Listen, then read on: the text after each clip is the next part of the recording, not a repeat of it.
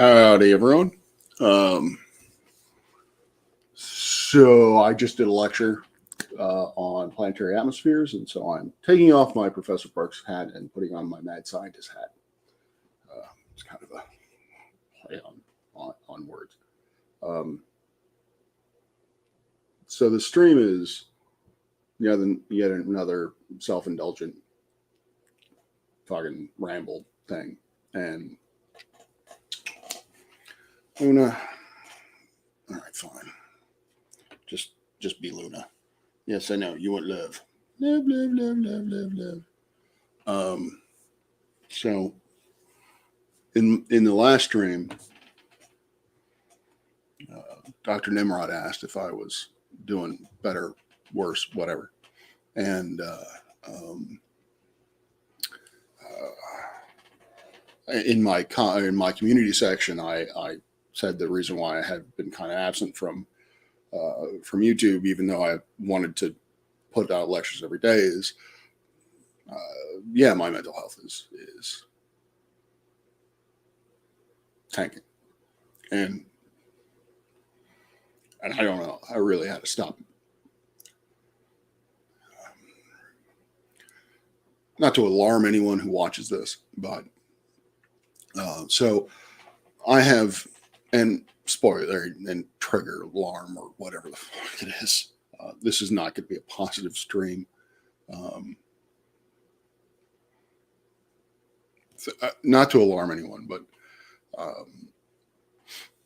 I got to Fairfax 2020, height of the first lockdown or lockdown in August, and wasn't in.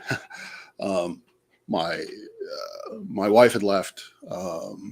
Now my ex-wife. Things were bad,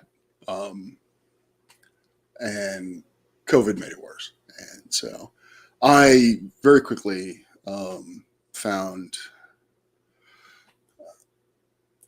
I don't know, Peter. I don't know, but I very quickly found where I was going to jump from a great height and kill myself. So I have a spot where I'm going to do that, theoretically. Basically, I know where I'm going to do it. If I get to that stage, I know where I'm going to do it. And occasionally I'll go there. I went there today.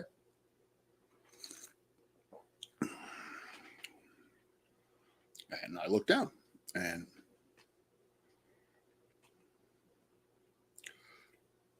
obviously I didn't jump. But I don't know, Peter, how you can help. I guess listening certainly helps. That's why I'm doing this. Is I people say to call others or what have you, and I don't know.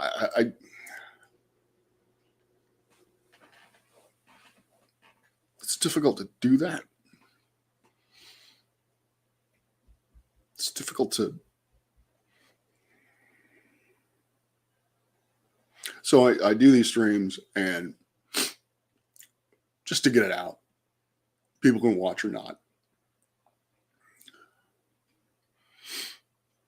And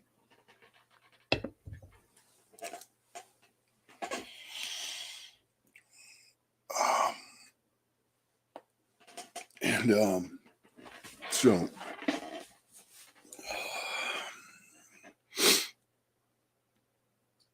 yeah, I don't know where I was going.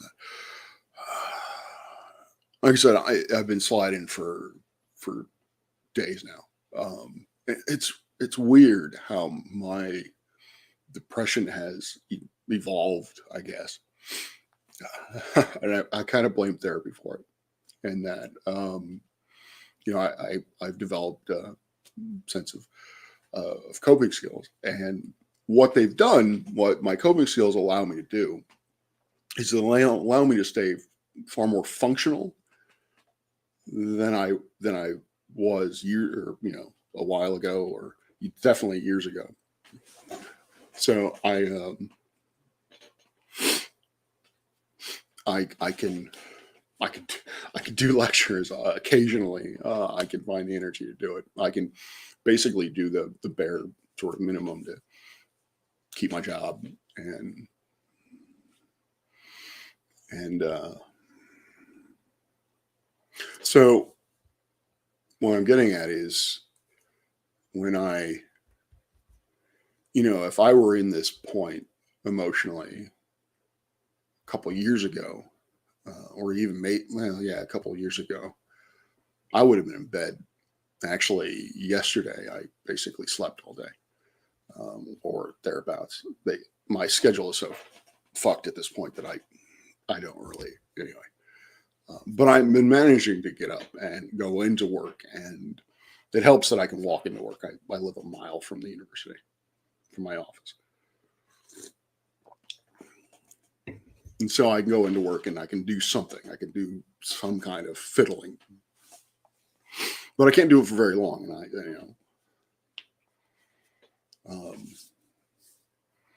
And on the surface, I can keep it together, keep it together. Even though times when I really, really,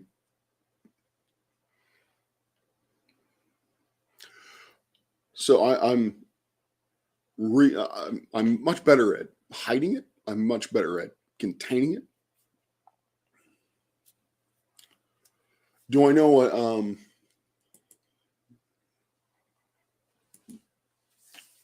Yeah.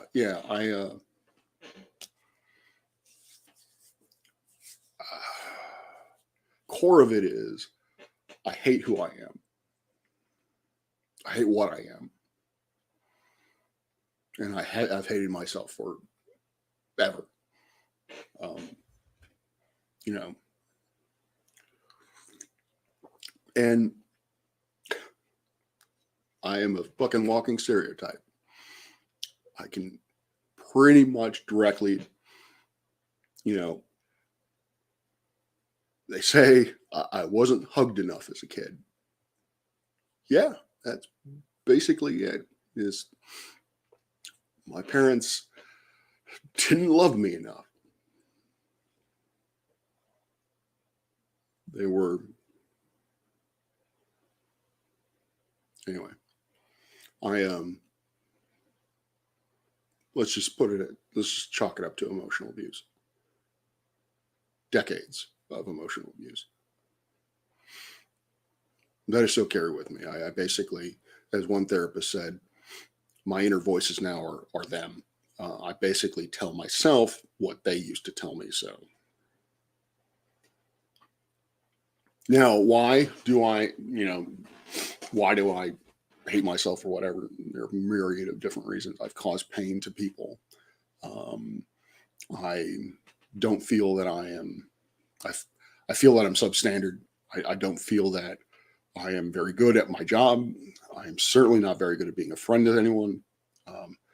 I'm, as it's been clearly shown, I am incapable of being an intimate partner with anyone. People are far better off without me than they are with me. That is objectively true. I can point to many examples of that. Almost all of my ex-girlfriends, all of my ex-wives are now remarried and have been.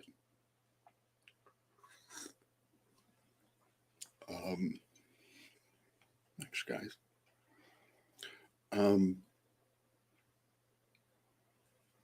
The problem is I can't validate myself. I crave validation from others, and thank you for saying all that. But I just can't do it for myself.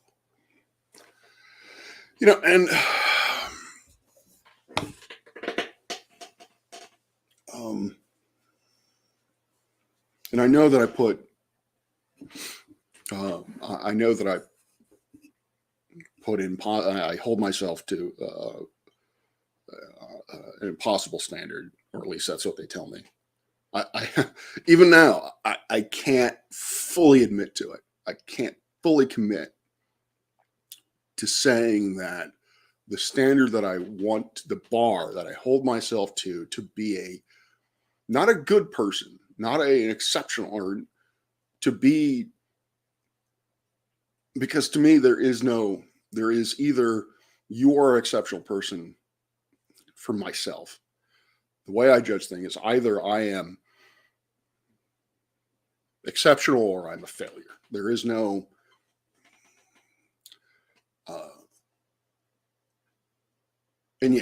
so there have just been times lately that I've just been fucking things up. I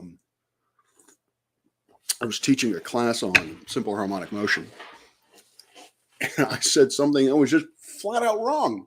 I said that the acceleration of a spring sliding back and forth, of a mass sliding back and forth on a spring, I said that acceleration was constant.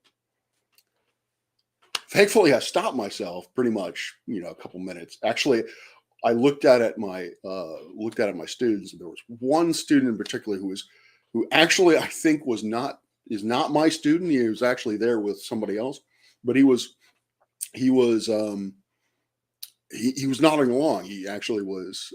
He seemed to appreciate what I was saying, and when I said that, he got this quizzical look in his eye, like, "Huh."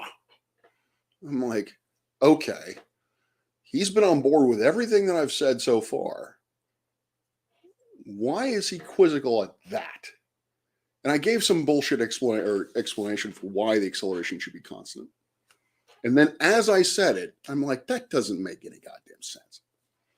And I look at the board of the equations I've written out for the acceleration. I'm like, there's no way this is constant. So why did I just fucking say that? And so I backtracked. I said, no. Actually, the acceleration is at a minimum at the extremums, and at the center point when it's moving through the equilibrium position, the acceleration is highest. I've just been, that's just one little thing that I've been getting just fucking wrong.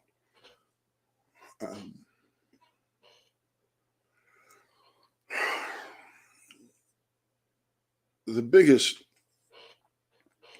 trigger in life, actually, and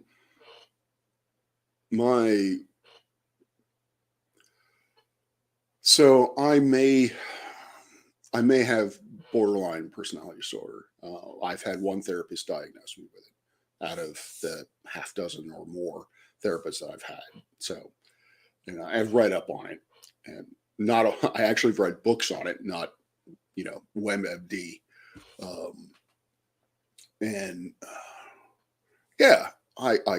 I check off a lot of the boxes. But I mean, diagnoses are so fucking fucked anyway, because there are no clear lines between bipolar and, say, there are a lot of similar symptoms between bipolar and borderline. What I'm getting to is my ability to regulate emotions sometimes is almost non-existent. If I see, a Sarah McLachlan commercial where, talking about dogs that are, dying in shelters, I'll break down. I can't take it. Or you tell me a dad joke, I will laugh for 5 minutes. I will find that to be the most fucking hilarious thing you've ever told me. Usually it's negative. Usually I can't take negative feedback. So I say this because the trigger that I'm going to talk about in a second, if I were able to hold on, if this were any other day, or if my emotional state was better, this wouldn't be a kind of an issue, but it's not. So it is. So there's a particular person in the flat earth community that I've been kind of talking, or, he's asked me questions, he's engaged with me, he's asked me questions, I've answered them. We've had, I thought, a constructive back and forth. And he may, in fact, watch this. So I hope he understands what's going on. And he's given a couple of presentations on the Tartaria server, Discord server, and on his own channel, which I still need to watch in its entirety. I caught the first part of his first one, and I've caught the very tail end of his last one. And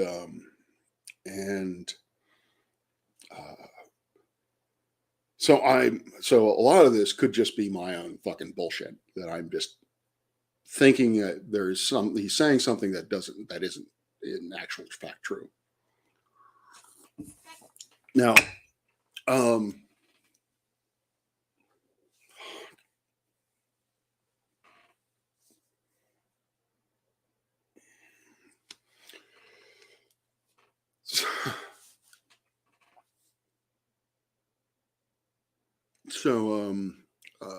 yeah, where was I going with that? So I gave these, and like I said, I still have to watch them, and I still have to go through them. Basically, the crux of it was he's going through certain points of relativity. I would say special, or I would say both special in general, but again, I haven't watched it all, and again, he talked about dark matter. Isn't a problem with GR. If dark matter is a problem for anything, it's the standard model. It's not a problem with the GR. But I don't know why that irritates me more, and it irritates me more than I would like. That is becoming a thing. But I'm drinking more coffee because I like this mug. My best friend got me this mug.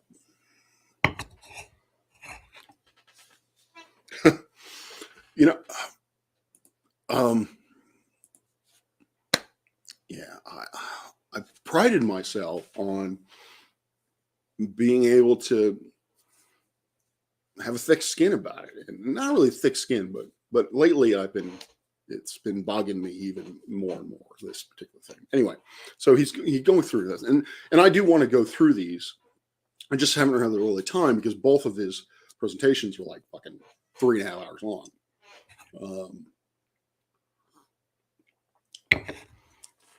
But the part that bugged me, the part that really, I use the word stab, but that's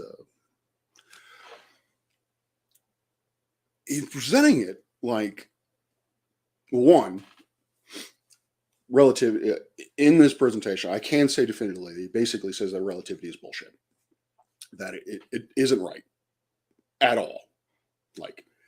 But it goes further than that. And again, I might be misrepresenting him, but this is how I interpret it. This is how I feel. This is how it made me feel. This is how I interpret it. Basically, he's saying that either A, the math is just wrong. We're just creating the math to fit the observation. A back prediction, I guess, is the word they're starting to use. That we're just engineering relativity to fit the observations. Or, and this is the problem this gets to, we are fabricating shit. We are he's basically saying that the Eddington's experiment was inconclusive, that his data was shit, that it couldn't have shown what he claims it has shown. And what bothers me, and again, objectively, I don't know why it bothers me. What bothers me is that I don't know enough about that particular experiment to have an answer off the top of my head. I just know what I've learned. The little bit of history behind, he took these observations off of the island in West Africa. It was photographic film. He compared that to angular distances, basically looked at a patch of sky, measured the angular size or angular distance between stars when the moon or when the sun wasn't there, and compared it to angular sizes when they weren't there or when the sun was there. Apparently, his data was crap. I did not know this. And I'm beating myself up for not fucking knowing that. I don't know why, but oh, he says the math works, but it's still wrong. Okay.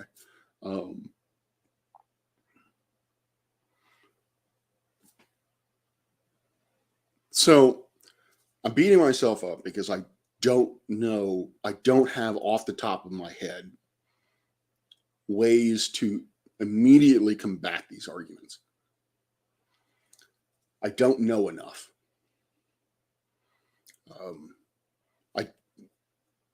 I'm not, my brain is not capable enough to. But the other part of it was, yeah, according to Alan, I wasn't going to use his name, but according to him, it isn't. It actually was quite inconclusive, and which goes to another part in that it was heavily seemed to imply that the scientific community was making a deliberate attempt to mislead people, that we were effectively lying to the public about relativity, about science, and that we actively tried to, we actively have, not dismiss, there's a word for it, suppress alternate viewpoints.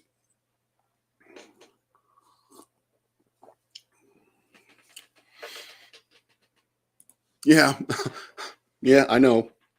I still don't know what the, and again, I'm beating myself up. I don't know what the Sagnac effect is.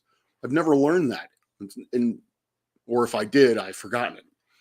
But I feel like I should know it, and I feel like I am a fraud if I don't know this stuff. And so, but it's just, so I've tried to, as I've mentioned in a different, I've tried to approach their community with respect, with an open-mindedness. You know, I've gotten frustrated, and on certain boards, I have, you know, been flippant about certain flat earthers that I've encountered. Although I've indirectly insulted Mike Jones, fuck Mike Jones. I don't like the man. He's me. Anyway.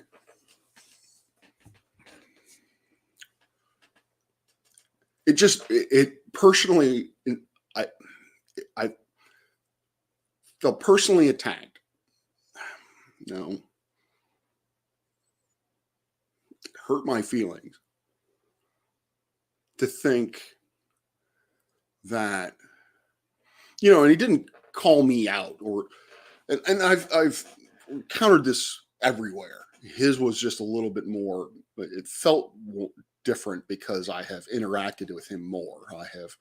He's asked me questions. I've answered them as best I can, and as honestly as I could, and as critically as I could.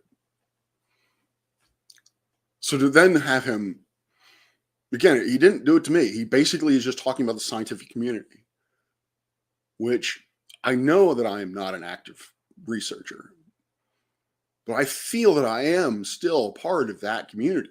I have friends in that community. And to be told that the scientific community at large is actively deceiving people to push some kind of narrative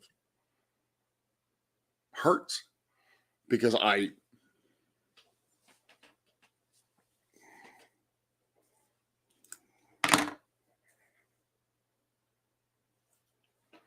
I'm just getting pissed.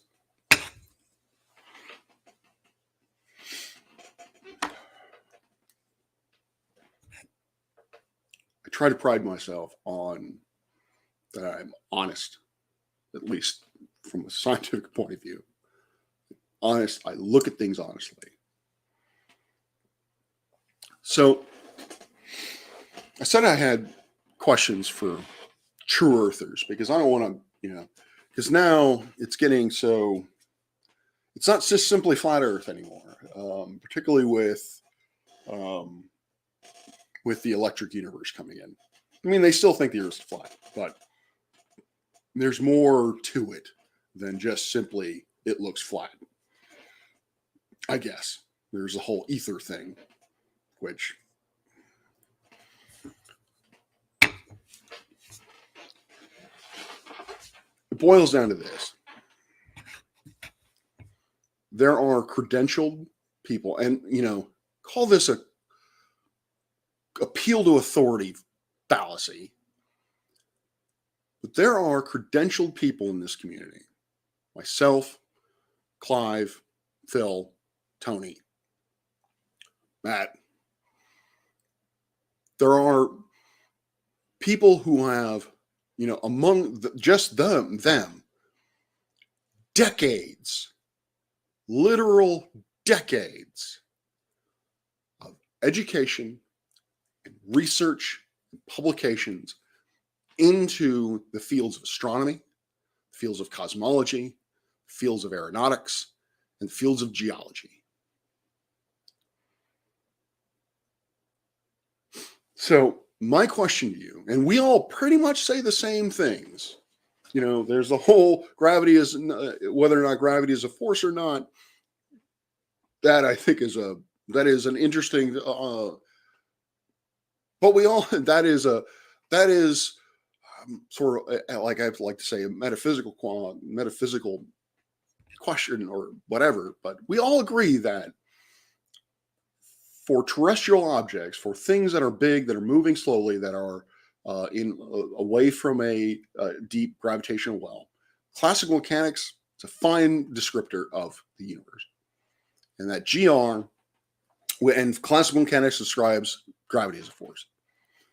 GR is really the overarching best description because it can describe any situation except for microscopic or, atomic scales. So given that, and maybe I'm wrong, maybe there's other options. We are either wrong, all of us are wrong about the very fundamentals of our fields.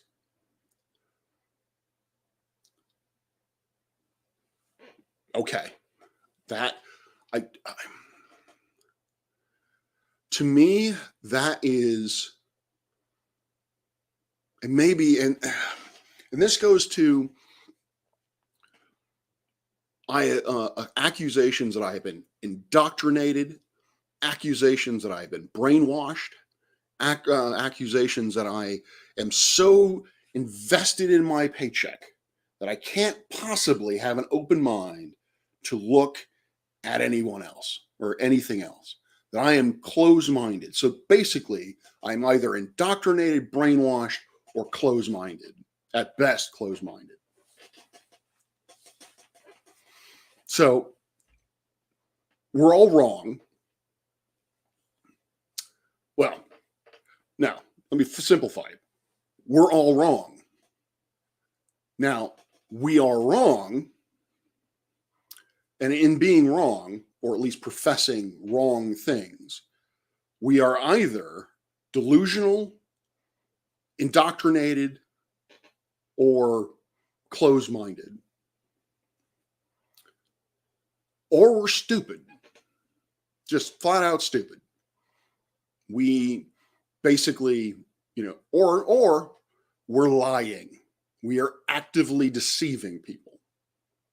So my question to anyone and everyone who does not believe in modern science, and this is very straightforward, and I'm being blunt to every one of you, and I have been very clear when I have been on Discords and I've been asked, why are you here? What is it you want to, why are you bothering with this? Don't you have better things to do?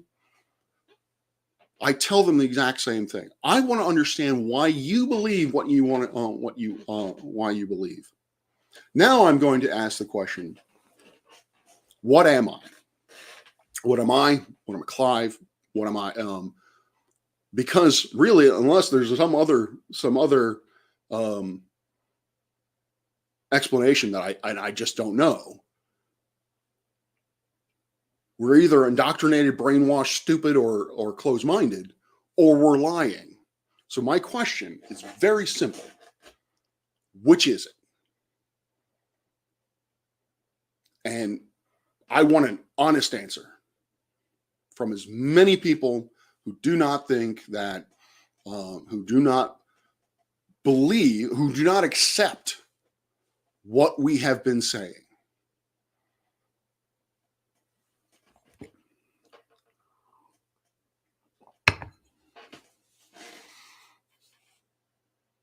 I want to know that. I really do. I don't know which would be worse, to hear that I'm fucking indoctrinated, that someone truly believes that I am indoctrinated, that I don't know what reality is, or that I'm lying to them, that I'm actively trying to deceive them. Now, if you think that, now, if you honestly think that you understand the subject better than I do, better than Clive does, better than Phil does, if you think that you understand the subject better than I do, you are going to need to fucking prove it to me. And by fucking prove it, you need to do the math. And, you know, I've never really wanted to hammer down on this, but, you know, I'm tired of it. Science and math are integral to each other. They are. So if you're going to deny that these things exist, and I'm probably alienating people with this, I'm fucking tired of it.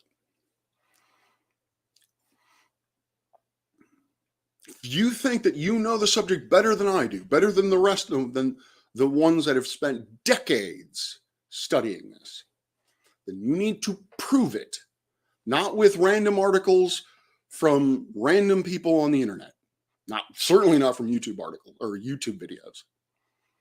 You need to prove that, you know, if you want to, if you don't know, if you want to say that you know, Rob, I think that relativity is wrong. I refuse to accept relativity. But I don't know what it is. I don't know what's true. I don't know what's out there. That to me is very different. Very, very different than saying, no, relativity is wrong. Ether, electric universe. To me, then you're putting forward a positive claim that you know better than us. And I find that to be deeply insulting. Because as I said in another log, I have dedicated my life to this. They have too. You know, obviously not all their life, but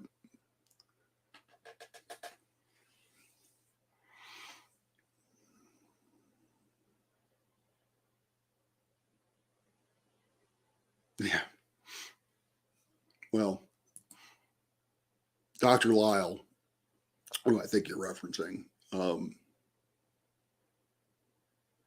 does not separate God from science. He literally, I can pull out the book, I can quote it. Basically, it's a paraphrase, but pretty freaking close. Is the reason why stars appear at the distances they are is because God made it so. The universe is still roughly 10,000 years old, but it appears 13.8 billion years old because God made it look that way. Why did God make it look that way? No idea. He doesn't, as far as I know, he doesn't provide any real, even philosophical or theological reason for why God decided to make the universe look the way it does. But You know, which goes into another thing.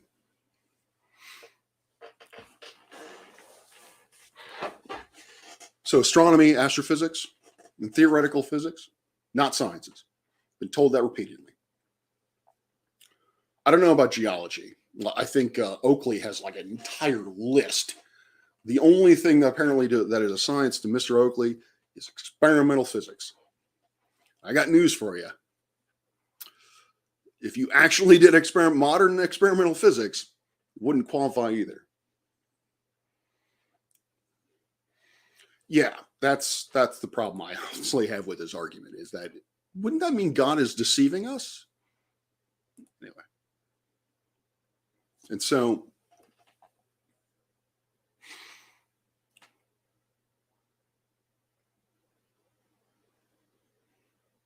the fact that, and the reason why astronomy isn't a science is because it doesn't, for two reasons. One, it doesn't directly manipulate its subject matter. It doesn't have a single IV and a single DV in its experiments. And that is what must be for science to be science. And we use math. We rarefy, reify, whatever the fuck that means. We reify reality. It's not real. It's not reality. It's math. No. Math is a description of reality. It just is. I don't know how to prove that to you, but velocity equal V equals D / over T. Velocity, that's a language. V, the letter V, equal sign, D / over T. That's math. That is a language. You translate that into English. It says velocity is equal to distance divided by time. Or velocity is the amount of distance that is traveled by an object given a certain amount of time. And like any language, it can be mistranslated. But it is a language.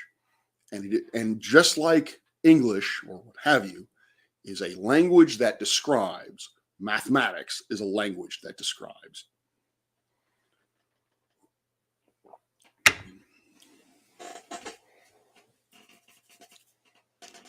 So you cannot have, so the idea that you cannot have, that science must be independent of math is anathema to me. I don't know how you can do science without math. You can do demonstrations. That's all well and good. But demonstrations are an example, or demonstrations are an illustrative tool to explain the underlying science. Like the famous lecturer who, huge auditorium, stands on one side of the auditorium. He's got a bowling ball on a rope and holds it up to his face, basically touches his nose with it, and he lets it go. When I say this is a huge auditorium, we're talking probably at least 50 feet from one side to the other. This bowling ball comes from his nose, swings across that entire length, and comes back. You can imagine how fast this thing is moving at the center position. And he stands there. And he allows that ball to come screaming at his face because he knows that there is no way for that ball to hit him because that would violate physics.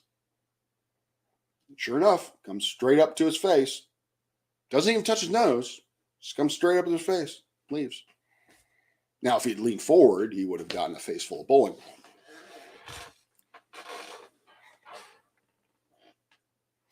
Question. If you believe that is science, if you believe that science requires direct manipulation of the subject matter in which you are dealing with, and you believe that an IV and a DV are absolutely necessary, that, and particularly if you have a single IV and a DV, and also believe that if you manipulate the IV, and I honestly can't remember which one's which. Yeah, I think it is Walter Lewis. That somehow by doing that, you are in fact determining cause and effect. That if you manipulate the IV and the DV gets manipulated and DV changes, then that somehow proves you have found the effect. Case in example, the famous experiment, which no one really talks about anymore. They just accept it as fact, or accept the principle, is that Sleeping Warrior, if you don't know about the experiment, it should be world renowned at this point. The experiment is you have an egg in water, which has a certain salinity. And I can't remember if it was already floating. It's at a certain height. It's either at the bottom of the cup or it's near the middle. You throw some more salt in. The egg rose. So, by conclusion, his conclusion was my DV or my IV was the amount of salt, the salinity, or basically what he said was the density of the fluid. He changed the density of the fluid, the thing rose. Therefore, the motion of objects falling or rising is due to density. That is the root cause. That's not science. One, he didn't take any measurements. So, and two, you can't say that. What you can say, the only thing you can say is that a change in density will cause the thing to move, which is not the same thing as saying the motion, the root cause of the motion is a change in density. I know that might seem contradictory, and I'm sure if people cared, they would snip that.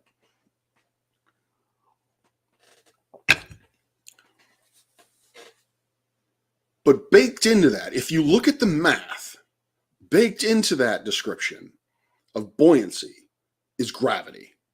You cannot have buoyancy without gravity. I don't see how you can. This is what I tried to get across with the inclined plane experiment.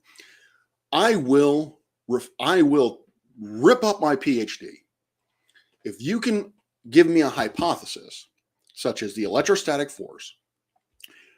You can then derive what the acceleration of a piece of oak sliding on a piece of maple. If you can tell me how fast that accelerates sheerly using electrostatics, I'll rip up my PhD. I will become a fervent advocate for flat Earth. I will be an undying warrior for the electric universe flat Earth, if you can do that. And that is what I mean by prove. Give me some math.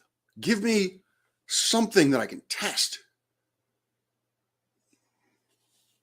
So the question, if I hadn't already said it, is, where did you learn that? If that is what you believe science is, and that is your strict definition, because apparently that is it, you are not holding to that, then you are not doing science. There is no gray. There is no what's the word I'm looking for? There is no room for interpretation. That is it.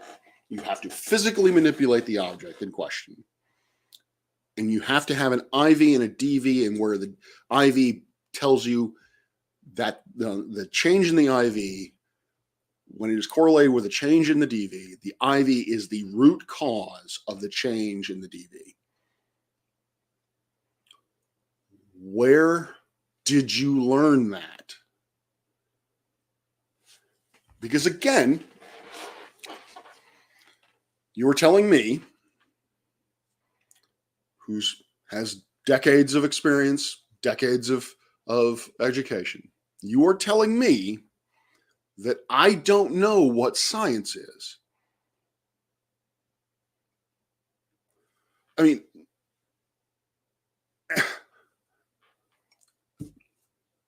I don't know how I'm supposed to take that. My entire field of study is not a science. It's at best metaphysics, I guess, or worse, it's a pseudoscience akin to astrology.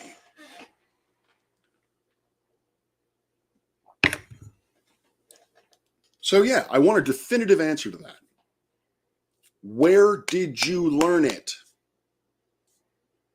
And if you do what Sleeping Warrior did, which was send me to page or web pages of colleges,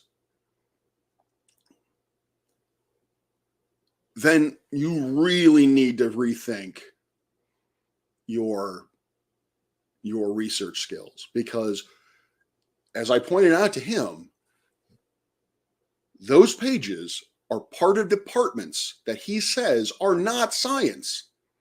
These are universities which have astronomy departments in the College of Science. So you cannot use their method or their definitions to disclude something they include. It's not logically possible. The thing is, science, he may have made it up, but he's not the only one. And I want a definitive answer on that. Where did you learn that? Because that's not science. And we have been saying that from the beginning. That is not how science is done. That's not how astronomy is done. Because we cannot take Jupiter and stick it in the lab. We just can't do it. That doesn't mean we can't study it.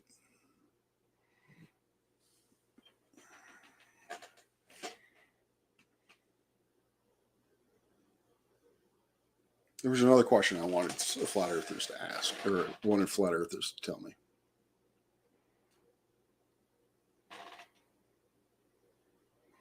That's essentially the two. And I'll make it even more personal, more straightforward.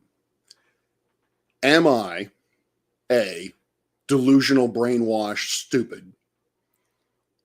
Or 2, lying when I tell you that mainstream science is mainstream science? And 2, where exactly did you learn what science is? I will not accept, and maybe I'm closed-minded, I will not accept that the definition of science is common sense, that it's obvious, that everyone knows. No, that's not good enough. Not good enough. The scientific method, for those of you who care, was actually the rudiments of scientific method were actually described by Francis Bacon in like the 1600s. So not even Galileo knew what the scientific method was. He didn't follow. I mean, if he followed it accidentally because he didn't know what it was. What's the third option?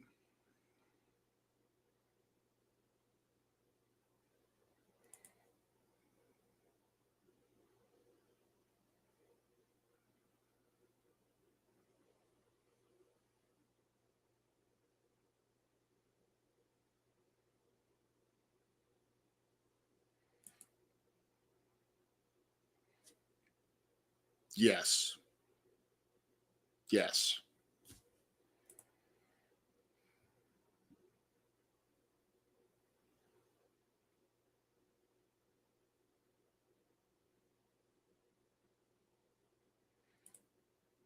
Interesting.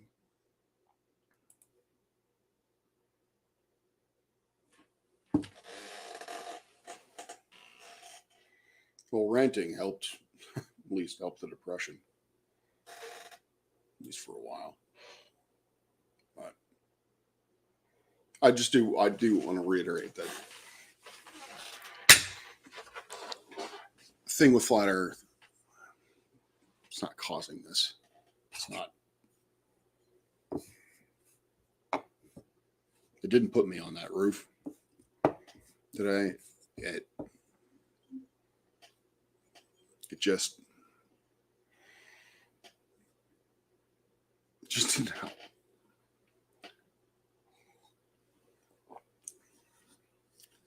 Problem is, yeah, seeing is believing.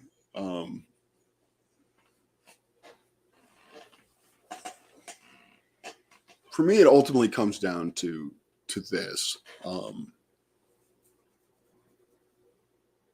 Is if you've got a prediction, what I mean by seeing is believing is you make a prediction mathematically. You look at your observations and they match or don't match. If they match, to me, that's seeing is believing. Even if I were to visually look at it and think to myself, there's no way that's true. But if the math tells me it is, if, and more importantly than that, or to be very specific about it, if the math provides me a prediction and I see that prediction fulfilled using the framework, or I see that prediction fulfilled in reality through measurement, through observation, and that's real. That's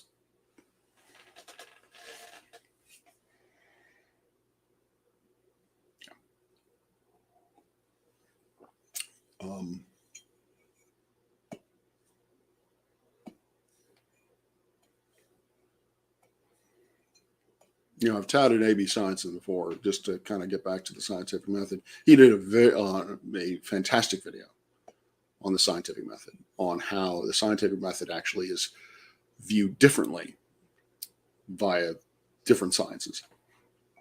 How it is structured for astronomers, which is different from how it is structured for physicists, which is different how it's structured for biologists and psychologists and sociologists. Because of what they are studying, by the very nature of what they are studying, how they approach the scientific method is different. It has to be. Astronomers, like I said, can't put Jupiter in a lab. We don't know.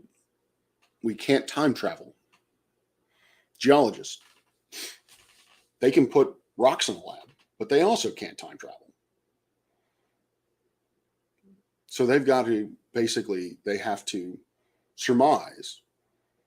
If they see a rock feature, they see a sedimentary rock layer, then they can surmise the ages of that based on their tools, their methodologies, given their studies of those rocks in the lab. Psychologists or sociologists, I mean, you can't print out what people are thinking or how people feel. You can only, so you have to essentially design questions to tease that out as best you can. So surveys are really the only way they can, I mean, they obviously can't really physically manipulate people, although I suppose you can to a certain extent, but we kind of frown on that sort of thing.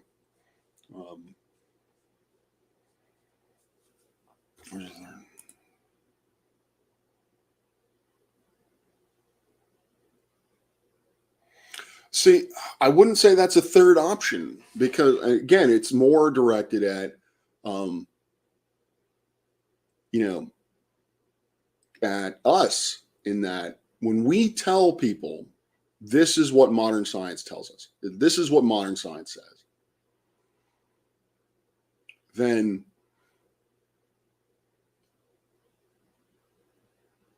what is, I've set down the two options of either I'm brainwashed, indoctrinated, or stupid. or I'm lying. I am deliberately deceiving. I'd like to know from them which one of those two it is. If there is a third option, please give it to me. If somehow you think, I don't know. Yeah, I don't see a third option. I don't see a third option to that.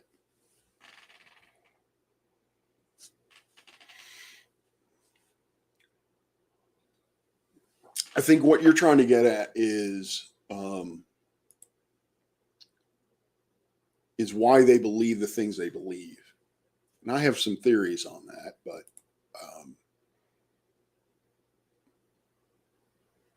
I have some ideas on that, not theories. I have some hypotheses on that, but I'm not a psychologist. So I don't know if they're true. I have to think it has something to do with feelings. I think it has something to do with significance.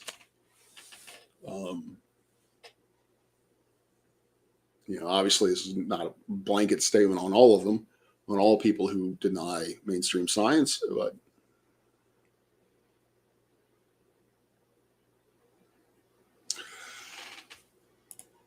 so again, that might be the accusation against, for flat earthers, is that they have a lack of trust. They don't trust us.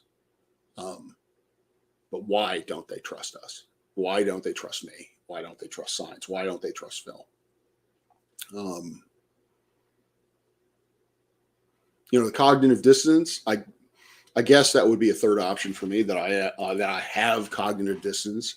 But that would kind of indicate that I am seeing something in evidence and I'm choosing not to believe it. I'm choosing to, or no, I'm seeing something in evidence that, if I were clear-minded, would tell me that an ether exists. But I choose to say that same evidence tells me that an ether doesn't exist.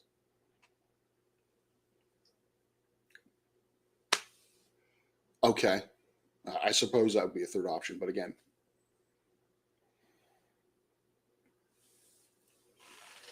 I mean,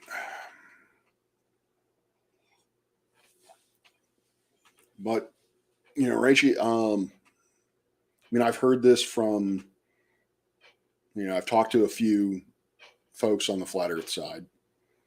At this point, I've had streams where I've talked to Alan at least once on my channel. I think I've talked to him again also on Science's channel. I've talked to Sleeping Warrior, obviously, and I've talked to Alan, or I've talked to Dan. All three of them have made the statement that the government is evil. Well, not the statement, but paraphrasing, they have basically said the government is lying to us, that the government is hiding things from us, that the government cannot be trusted. So, yeah, that seems to be a common theme among some.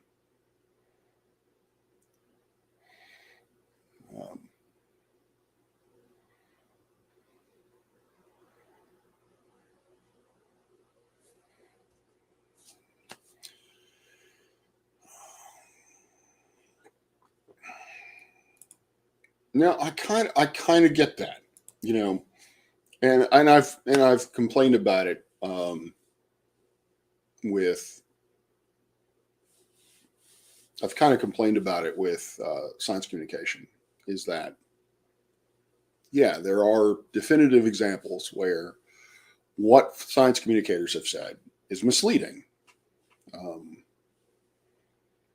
But on the other hand, there are cases, and that I find to be inexcusable. But there are also cases where a communicator, particularly a teacher or a professor, will say something that isn't quite true. But that's basically the pedagogy. Is so. Take physics, for example.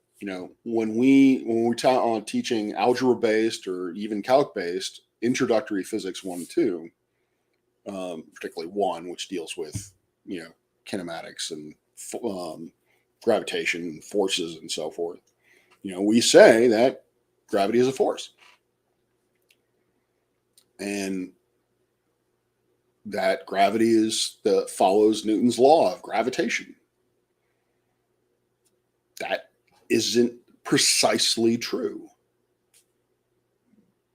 But you can't throw relativity at a college freshman.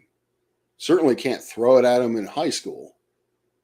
The basic infrastructure, the basic framework of trying to understand GR, particularly GR, with, again, that math background, that limited math background, it's not really possible. Or at least I don't think it's possible. I think you'd actually end up confusing people even more. So there are certain shortcuts that we take that are wrong, that are technically wrong, which is why in all of these manuals that flat earthers like to use with NASA or military, they harp on the whole flat, motionless plane. That's a first order approximation. You start off with a first order approximation to simplify the problem down so that you can understand the underlying principles. You then throw out complicating factors that better describe what we see in reality, such as a plane flying over a non-rotate or a non-stationary frame. The other example I use or think about is black holes. The first solution was Schwarzschild's first solution was for a stationary black hole with no charge. A non-rotating spherical black hole with no charge. We now know that no such black hole exists. All black holes have charge. All black holes are spinning. Which brings you, at least the rotating one, I think, is the Kerr was solved by Kerr. And that gets weird because the surface, or the if I remember correctly, which I don't, the surface of no return, the event horizon is weird. Is oblong. Like there's a way to be in the black hole, but not in the black. I don't know. I'd have to look at it. Again, I'm not smart enough. Gravity is a force. The rest is all semantic. Okay. Yeah.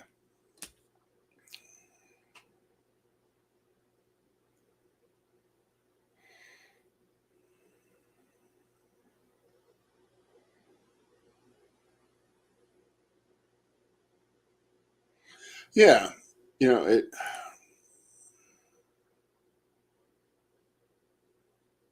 That's kind of what I was trying to get to is, when I learn things when I'm younger in my science classes, and then when I get older, I learn in a different science class that what previously was said was wrong, or at least not the entire truth.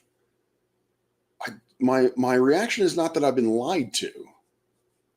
My initial reaction, if I remember correctly, is that my teacher got it wrong, and that stupid teacher got it wrong, and then I realized no, that's what they did in order to get me to a level where I can then understand the nuance.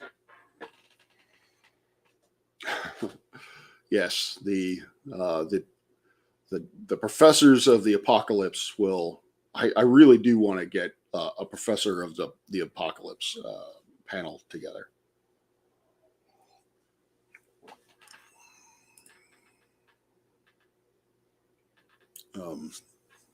Yeah.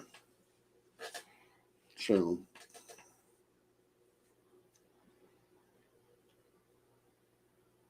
Well, this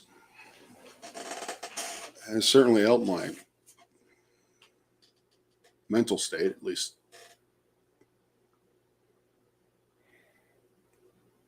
for a while.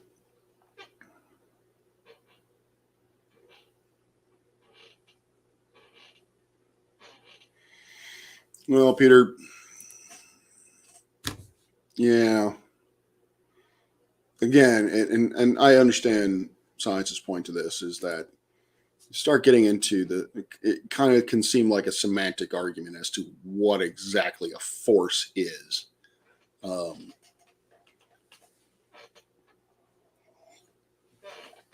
you know, and perhaps my definition of forces is too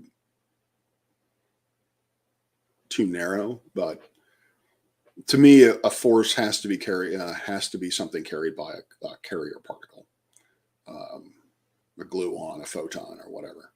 But um, but then you start getting, but by that definition, there are only three forces that we know of: strong, weak, and electromagnetism. So tension isn't exactly a force. The force of tension is actually the force, the electromagnetic force that is binding the atoms together, or the chemical bonds that are binding the atoms together, which I assume is also electrostatics. Um, so yeah, it's more of a definition of what a force is. You can also take the definition of a force is the what is it? The integral of a. I know I'm going to get this wrong because I'm stupid. Force is the integral of a potential field, or is the gradient of a potential field. Potential to do work. There you go. It's another definition of it.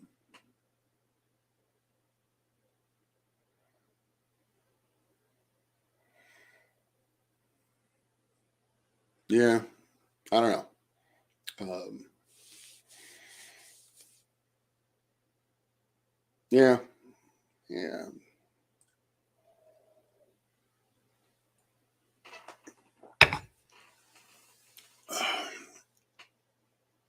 We should have that panel discussion. And you know, I have said I have a video entitled "Gravity is Not a Force," so I'm certainly clear on the record.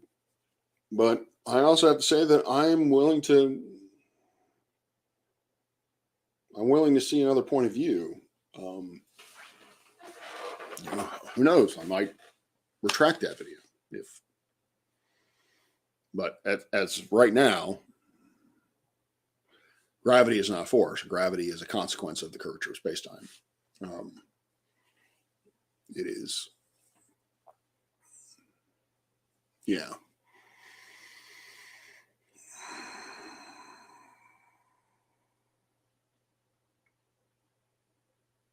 Which again leads into, you know, I was talking about this and the whole idea of, you know, if gravity is a force, then, you know, Brian Cox and Sabine Hostetter, I don't know, I can never get her name right. You know, they are right that a something that is falling is not accelerating. It's not experiencing a force. So when you drop an apple or whatever, it is not technically experiencing a force. It is in fact not moving, or yeah, it's not experiencing force. It's basically, I guess, I've never really even heard. Does the rest feel a force? I don't even think of rest feels force. Um, so yeah, there's no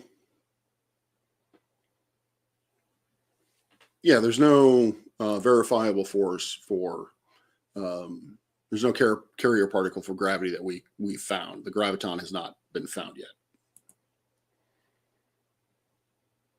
Thanks, Rachel.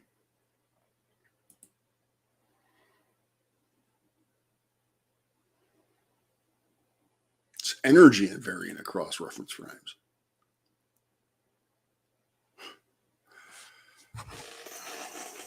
Um,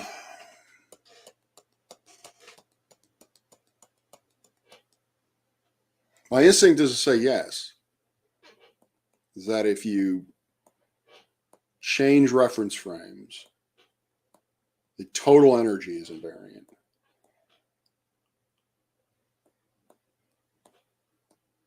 But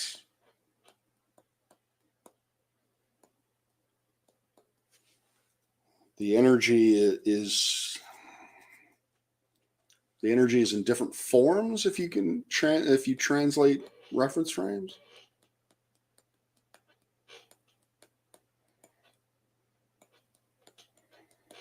Yeah, kinetic energy 1/2 mv squared. B is so it depends on the velocity of the particle or of the mass. But if you have something rotating, then you also have rotational energy, 1/2 I omega squared. So, but if you're in the rotational frame, then there is no rotational energy. If you're outside the frame, if you define the frame to be the inertial frame outside of the rotational frame, then there is rotational energy. So is a rocket at rest or flying at 0.9 C?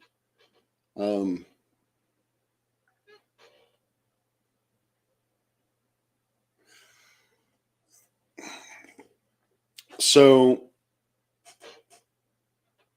in that sense, with that question, I don't think you can really take the I don't think you can take the rocket in isolation, because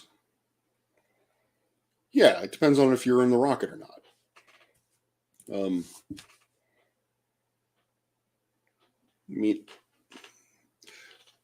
It depends on where you define your reference frame.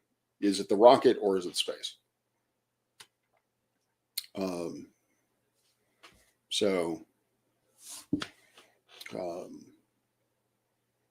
So in that case, I would have to say, and again, I could be very wrong about this, is that either the rocket is moving and it contains the kinetic energy, or it is stationary and the universe is moving and the universe contains, or that the local position contains the kinetic energy. Yeah.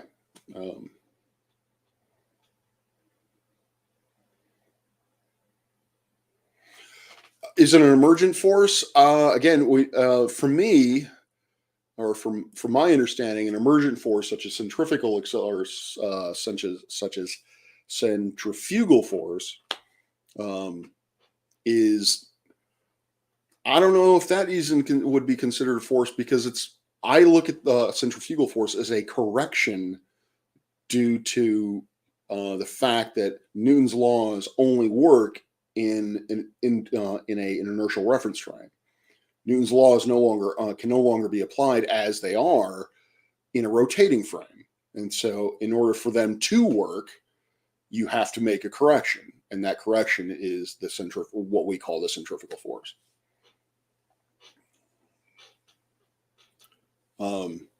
Yeah, I don't see. To me, a force either is or isn't. I guess I have a very binary opinion on what force is, or my definition of force is: a force always exists, or a force, I guess, is invariant of frame, is another way of putting it. So to me, an emergent force isn't a force either. It is, as I said, it's a correction. So I don't know.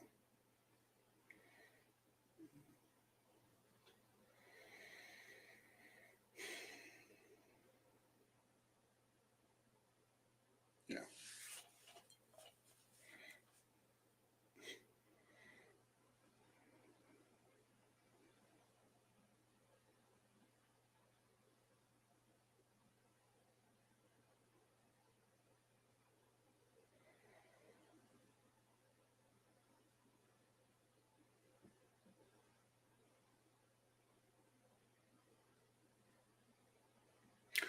The thing, actually, see,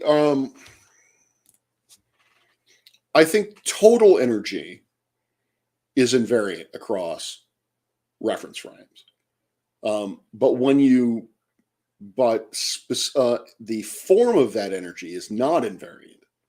So, in the example that you were providing with the rocket flying through space, the system would be however you define your, because you can define your reference frame either two ways. You can define it, as far as I can see, as far as I can tell, is the rocket is your frame, and the rocket, so therefore the rocket is not moving. So the kinetic energy of the rocket is zero, but the kinetic energy of the universe is positive. It has a value dependent upon the speed relative to the motion of the rocket. Or you can say the universe is not moving, is static, and or that particular portion of it is static and does not have a kinetic energy, and the kinetic energy is now in the form of the rocket.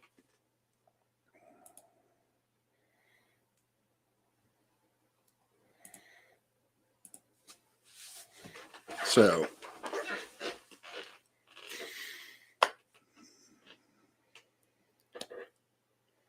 like, again, this might be a poor. Howdy, Nimrod. If you haven't heard, my emotional state is, to answer your question from before. No, my emotional state is worse, but this is helping.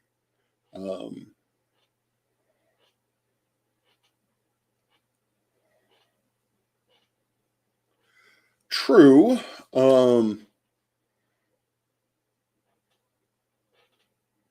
Well, yeah, because the mass is much larger. But again, I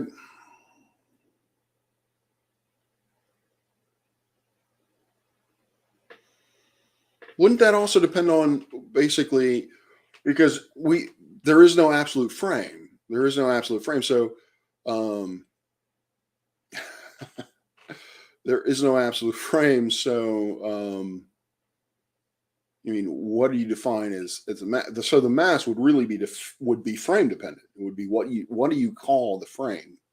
But I get that. I mean, you can, whatever you call the frame, you can, that would, if you call one frame one thing, that's going to contain a certain mass. If you call another frame another thing, the background, the non-rocket frames, that would contain another mass. So yeah, I mean, that's, in that sense,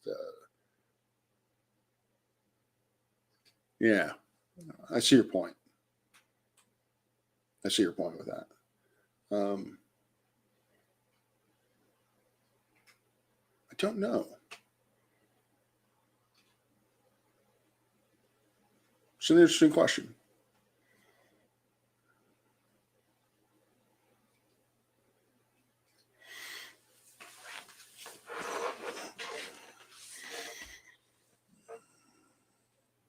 Kind of just going back to the whole flat Earth thing, is one of the things that and I've said this before, one of the things that I appreciate Rachel for, is, in particular, is, she asks questions that make me think. She asks questions that I do not know the answer. Well, that I have to sit back and say, okay, how do I need to describe this? And I'm trying to take that, and I try to take that approach with every,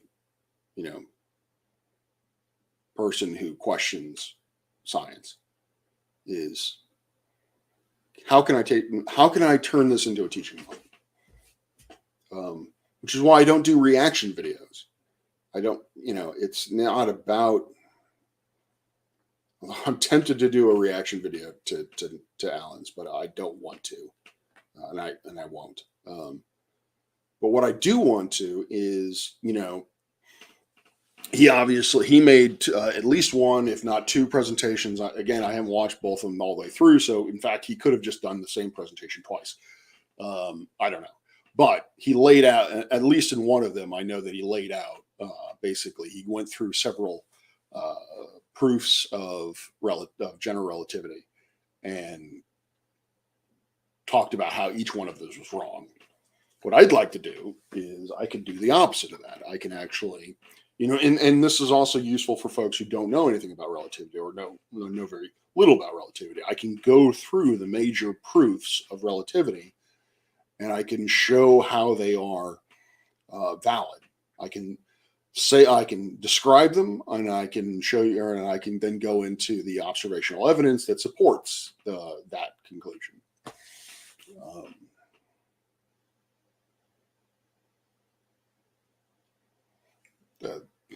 that's oh, no worries, Nimrod. No worries.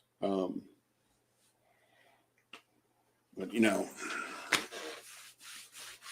that's if I could do that if I had the confidence that I could do it right, which I don't. At least not now. At least not at the moment.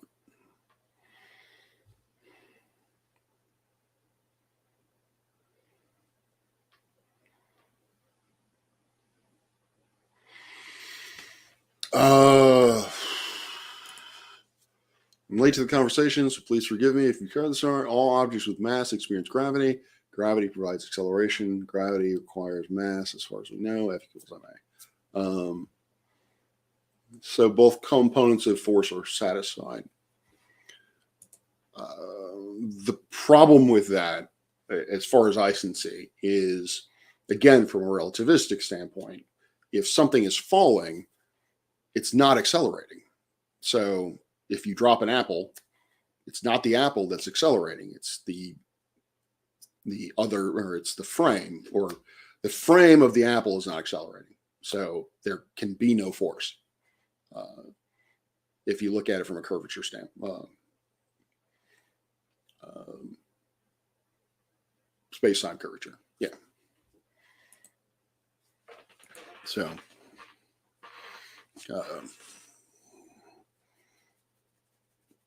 I believe the acceleration component appears essentially as the gradient of the gradient of curvature, but I could be just making that up.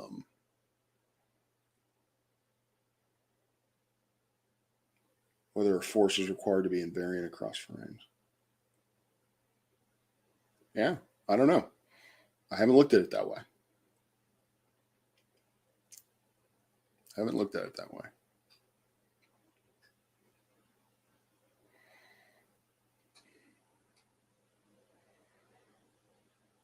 Kind of feel like winding this down.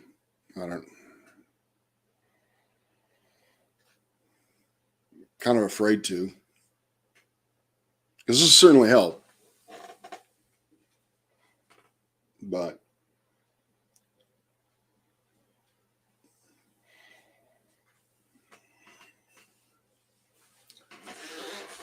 I don't know what I'm going to be like in an hour, or as soon as I turn this off.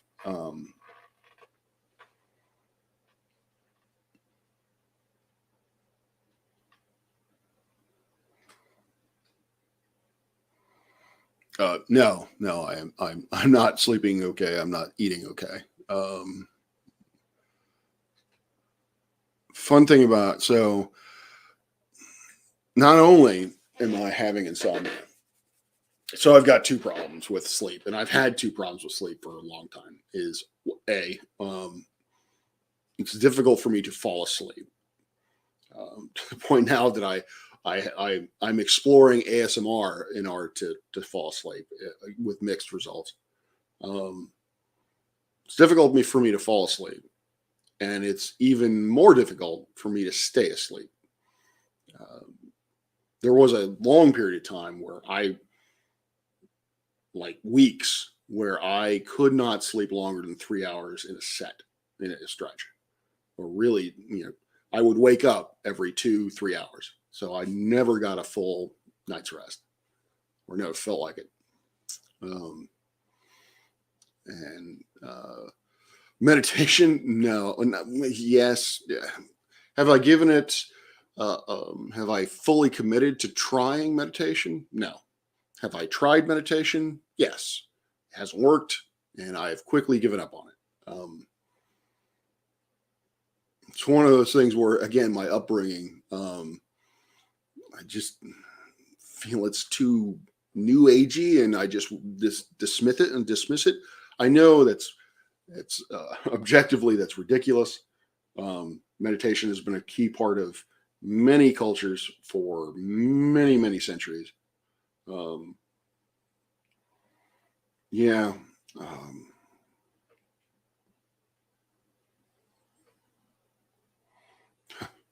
um, I just can't seem to bring myself to do it. It makes me feel bad, oddly enough. Um, no, yeah, Spock. Um,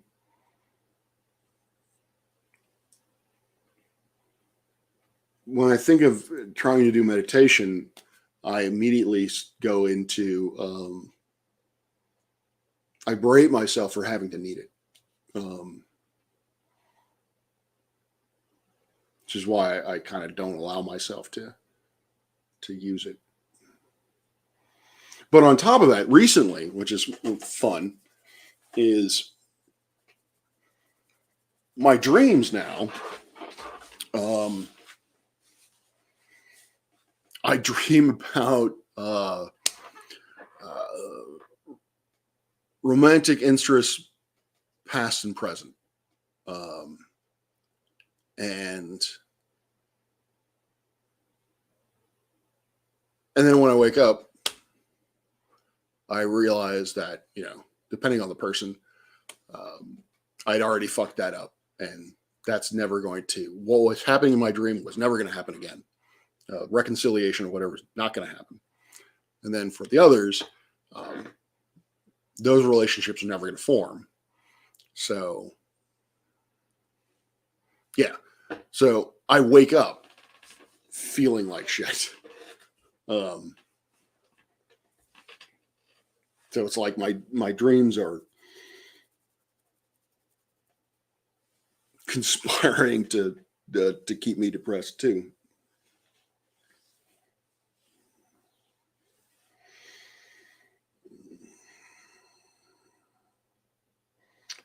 Yoga Nidra.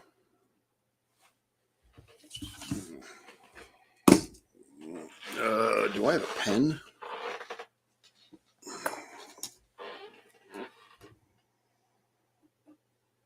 I will look into Yoga Nidra.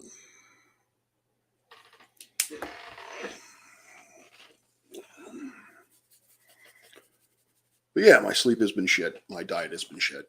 Um,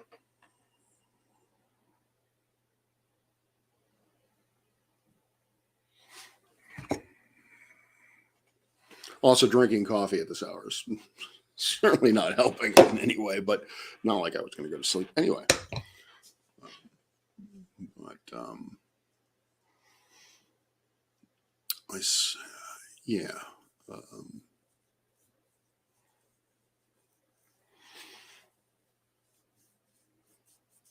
yeah, I don't know.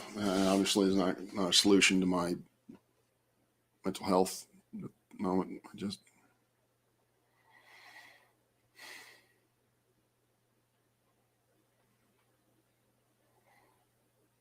this helps. This definitely helped. This getting all that shit out about the flat earthers or whatever.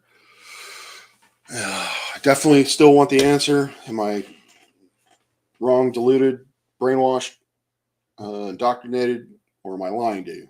I would really like that answer answered by flat earthers who watch this. Um, and I'd like that asked of other flat earthers, honestly. If other people could ask that question of them, that would be great. And also, I would really like. It's weird. I was thinking about winding this down, and suddenly I've doubled my audience. Although honestly, when you have 5 people, doubling is not hard. Not that I'm taking anyone for granted. Yes, that would be Sunny. A rare instance where Sunny is walking around. Um, hey, you. Yes, you. Come here. Come here. Yes. Oh, you're suspicious. Oh, you're gonna pick me up. No. Ah. Capture you. Capture you. Ha ha ha. Meow meow meow. All right, I'm gonna. She hates this, but I don't care. Meow meow meow meow meow. Meow meow meow meow meow. Hello, Johnnies. So, what was I going to say? So, yeah, and the scientific method. I would really love to know where they know the scientific method. No, she's gonna. Yeah. Why, Sonny? Why? Now you're coming back for pets. I don't know if I should pet you. I mean, you won't let me hold you. So why should I pet you? Because you're a cat. Yeah, actually, I really, with Sunny and Luna's in the eclipse, I really kind of want to, I don't know, I want to kind of do more with that, but, they're cats. I would literally have to herd cats in order to make more of that. So I don't know. I don't know if that's going to happen. So, howdy, Tina. How are you? Thurston. People wake up and switch on. 9 a.m. in the UK now. Yeah, it's 4 here. It's 9 a.m. in the UK. I thought you all were. No, that's right. It's UTC that's ahead 4 hours from Eastern. And I think the Brits are an hour beyond that, or I think. I don't know. Someone explained to me British, UK time zones, but yeah. All right. Yeah, I was going to say, science, it's 1 p.m. where you are, 1 a.m. where you are. Summertime. Yeah. Yes, it is. Which helps because, God, this winter just seemed to drag. Like, I was like, can I ever see the sun again? I've never had a class at 9. Actually, thank you for the reminder because I just realized I have class at 8. So yeah, I don't know what I'm going to do. I guess I'm going to stay up. That's going to be fun.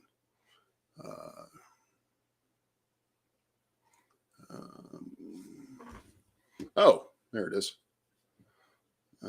Okay, I will try that. I guess it's that link. Brit time is the correct time. Well, yeah, I suppose. You guys did basically invent it.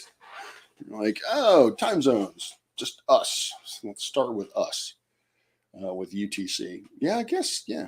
So that's weird because UTC, I could have sworn that when we're in daylight savings time, stupid idea, we are only 4 hours behind UTC. So I thought it would be 8 a.m. where you all were, but I could be very wrong.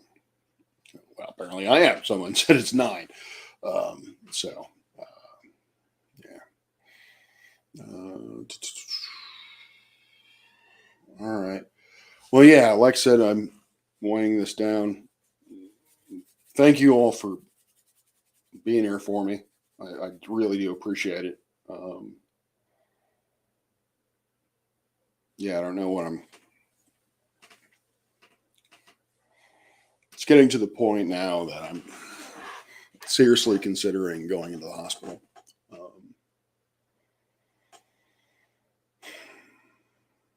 I don't want to go into the hospital again. That is, yeah, I thought it was 8:08. Yeah, okay. So I'm not nuts. Well, not in that way. Yeah, you guys, that UTC is 4 hours ahead. Yeah, the Soviets were always a little bit uppity about that.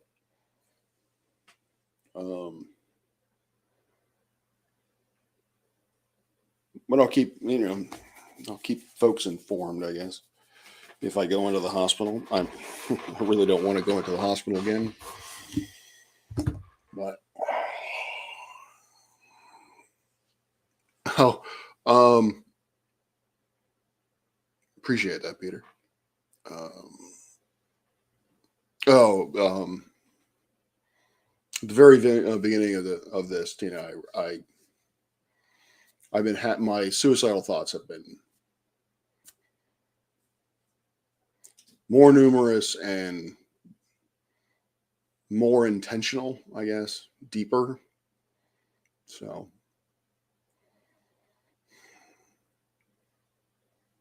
yeah, I may have to go into the hospital.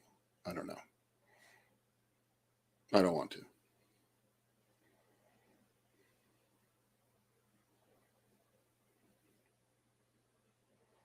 All right, folks. I am going to do something dumb. I am going to try to sleep before my 8 a.m. class. Technically it's 8:30, not 8, but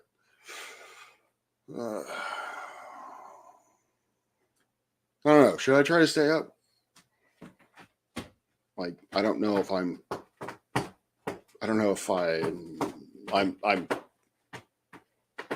mentally worn out. I could say that. So I don't know how good I would be at doing anything. But on the other hand, I'm pretty sure, because I've done this before, that if I go upstairs and try to sleep, then I will stay up for the next 3 hours and only get an hour of sleep. And then I will feel shitty at school, or I made outright cancel, which I really, really, really, really, really, really, really can't do. Yeah, and then come home and crash again.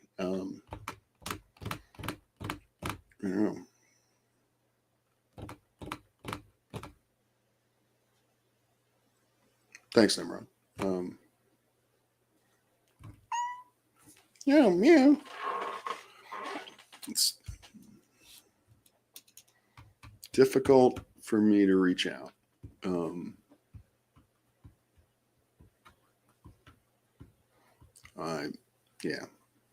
Don't know why. It's easier for me. For some reason, it's easier for me to do this. I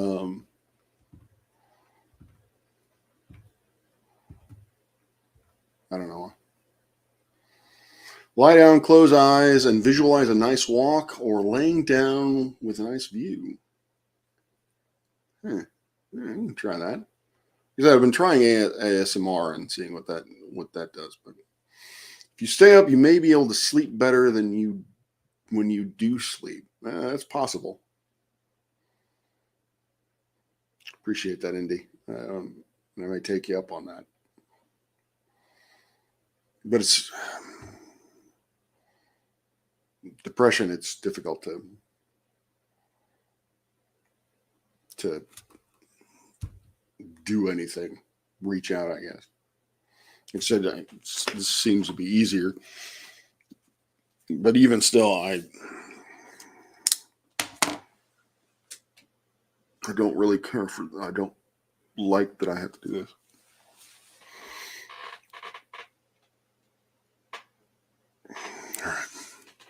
All right. Again, thank you all.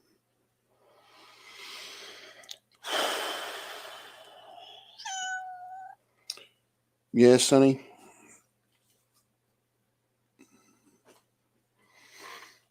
This helps a lot.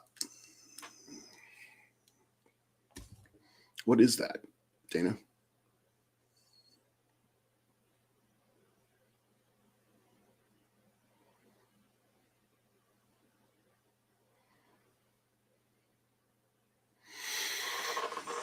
I will open up those links. I will open up those links when I shut this down. It's going to be pretty much right now. Yeah. I don't want to feel like I'm about to wallow in shit right now. So yeah. Oh, Baden. Howdy. Oh, you were the one who said if I stay up, I'd sleep better when I didn't look at the name. I just read the comment. Yeah, I don't know. You're probably right. You're probably right.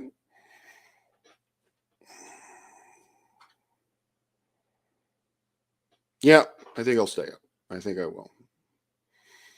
Um, no, Sunny meows because she wants something. She is. She kind of has high anxiety, I guess. I don't know. I haven't quite figured it out. She seems to meow. She seems to be vocal only when she's seems to be nervous about something or wants something. Um, Luna meows all the time because she wants something. And she wants lap time. She wants to be in my lap and get pets and go to sleep. That's it.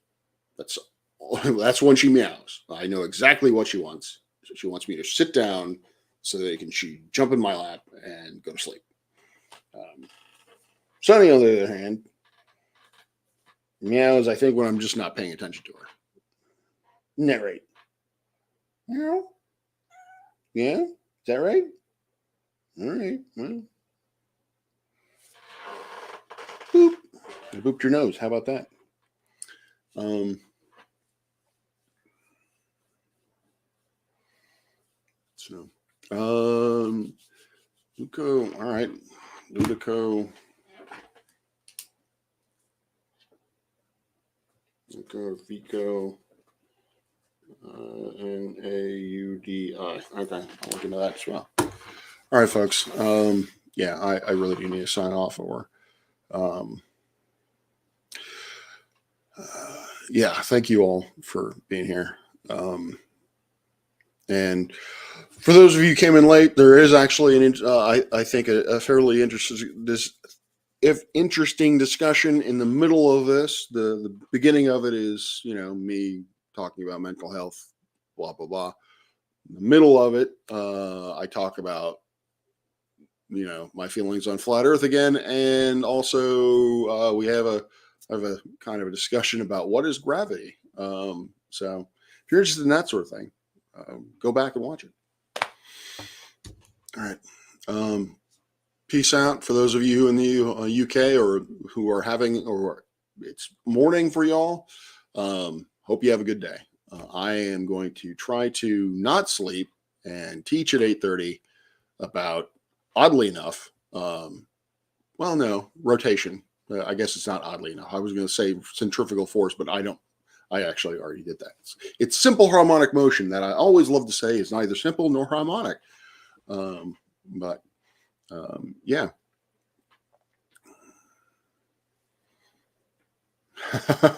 I would keep streaming, but I would I just ramble on, and I